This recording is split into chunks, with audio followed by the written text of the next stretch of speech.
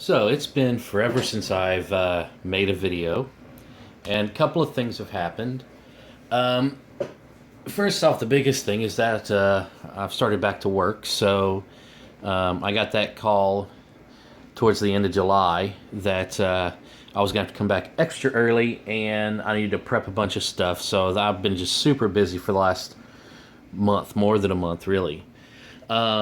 And the other thing was shortly after I made my last video, I was doing some reading and stuff, and I kind of realized that this is this I was fairly happy with this little printer here, but I really didn't have much to compare it to. So after doing a bunch of reading, I decided to purchase a larger 3D printer.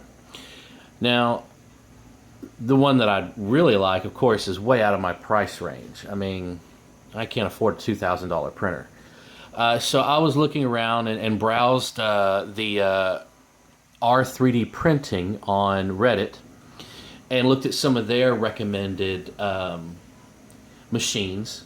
And I heard about a place called Maker Farm. And what Maker Farm does is they sell you a kit and you put the 3D printer together. So they assemble all the parts and he does all the work with the software and everything. Basically, you fit everything together. I did a little bit of soldering, not really much at all though. I mean, I was expecting to have to do a lot, but I mean, everything just snaps together. I mean, it's no more difficult than doing a Lego set. And so that is the new 3D printer, and that's kind of given me a bit of perspective on this and what they were maybe trying to accomplish with this. So, now knowing what I know, would I still buy this? I don't know. If I had a young child, somebody who was, say, maybe in elementary or middle school, and maybe high school, and they were just starting to get into this, didn't have a lot of technical expertise, then yeah, I might go with this because this takes a lot of the guesswork out. And there's not, a ton of maintenance on it. That being said, there are some drawbacks. The wobbly printhead is a big deal for me because when it's pulling the filament out, I mean that's going to wobble and that's going to affect your print. And then you do still have to do some tweaking on it. Now, since I made my last video, I checked their forums, and they've gone through the trouble of putting out a lot of help now. And they've got a lot of diagrams and videos now that will really solve a lot of the problems that I was having with this printer. And I still have this printer. I'm going to end up selling it probably on eBay. That's the smart thing to do. The thing that I'd really like to do is just go up to school and put it on my desk and have one up there to show the kids. But yeah, so for what it is, it's a pretty good printer.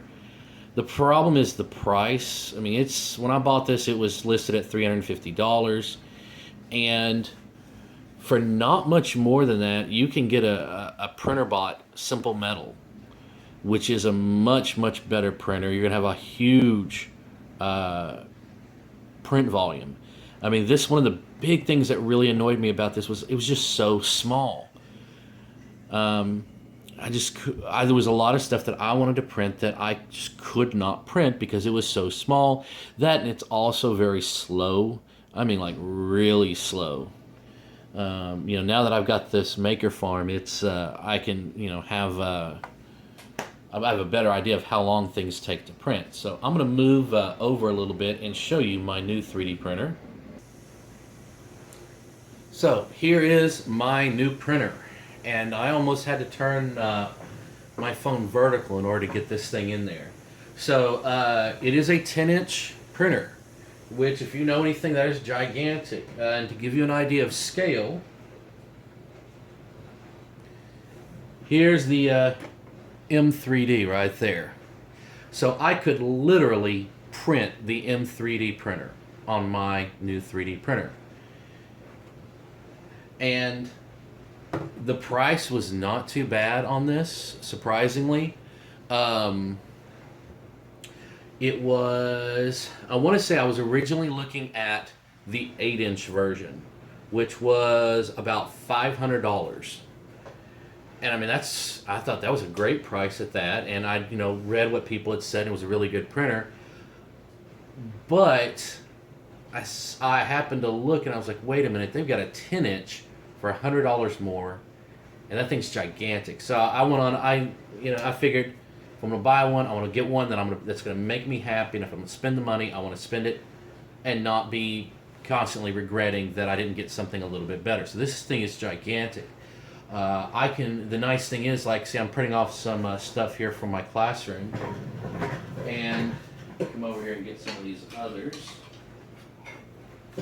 I mean, when you've got, it's not just that the build plate is big, it's also that, I mean, you can just, normally I'd have to print these, if I was doing these on the M3D, I'd have to shrink this one down, but I can only print these one at a time. Well, I mean, with this printer, I can print, in fact, I printed all 4 of these here at the same time. So, I mean, that's a huge deal. And I think I printed those 4 there 3 or 4 hours, I think. And my settings are pretty high for quality.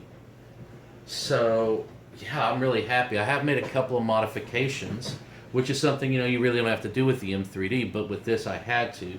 I added in this little funnel right here that blows air on there to try to keep, like, whenever you print stuff flat, if it cools at different temperatures, that can cause kind of like waves in it and such. So I added that, and then this right here is to keep this stepper motor cooler. When I first put it together and was running it, I was keeping actually a fan over here to blow on this motor, because since this is the motor that's constantly moving, I mean, yeah, the ones on the sides move a little bit, but this one right here is constantly moving forwards and occasionally backwards. It was getting very hot. I mean, at one point it was so hot I couldn't even touch it. So that's not good. So I took, this fan actually came out of an Xbox 360 cooling attachment. Took it out, found these on Thingiverse, printed it out, and I didn't have any screws, so I hot glued it down. But there you go. And it works very well. It's keeping it perfectly cool. And this has got a heated bed. It's a glass top and a heated bed under it. Underneath here, this is aerogel insulation. I bought it for like $10 on eBay. The glass was like $2 at I think Home Depot is where I got it, and I just I had to cut like an inch or 2 off the edge, and then I just cut these little sides off with a glass cutter. I was worried about that because knowing my luck, I would cut my finger open, but it turned out just fine. Didn't have a single problem. Broke perfectly. So yeah, I mean, I got this thing together. I was really worried that I'd be able to do it, but like I said, it came together very easily. It helped that Colin, the guy that does these kits, he makes videos of every single step of the process. So if ever I wasn't sure how something was exactly supposed to fit together, no problem. I just go to YouTube and watch his video. It also had instructions with pictures and step-by-step what to do. So there really wasn't any guesswork involved in this. It was just put this bolt in when he tells you to and tighten it up. And yeah, it just really, I wasn't expecting it to be so easy. That being said, I did break a couple of things. There is, in the print head down here, there is a little, what they call a thermistor, which measures the temperature of the extruder, the print head. And I ended up breaking that when I was putting it together. So I ordered another one, and I ended up ordering the wrong one, so I had to order another one in.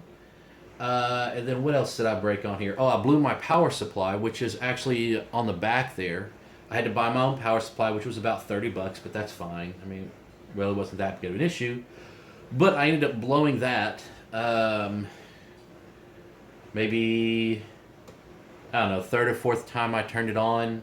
And it was my own stupid mistake because I'd cleaned up all the wires and left something, I tied something together that shouldn't have been tied together, and that caused some motor malfunctions, and I was surprised that the only thing that blew was the power supply. I could have very easily bent any number of things, but I lucked out. So, yeah, that's my new 3D printer, and I've been just printing stuff left and right. I'm actually getting kind of low on filament, which is saying something because, tilt this down. I mean, I've got, was it 6 boxes of filament down there, 2 kilogram each. And if I kind of up here, you mean you can see one of this. This is black filament here. I was printing some Game of Thrones stuff like that there, and I got some other things over here.